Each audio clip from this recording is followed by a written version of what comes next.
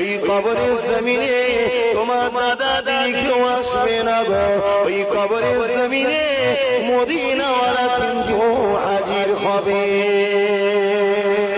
তুমি যদি মদিনাওয়ালা হতে পারো, মদিনাওয়ালা জানিয়ে দেবে এ বারিস্তারে আমি মুহাম্মদ সাক্ষী দিয়ে দিলাম এ আমার গোলাম ছিল, দুনিয়া জমিনে রাজনীতি করেছিল, কিন্তু আমি মুহাম্মদ যাতে নারাজ ছিলাম ওই কাজে কখনো করে না।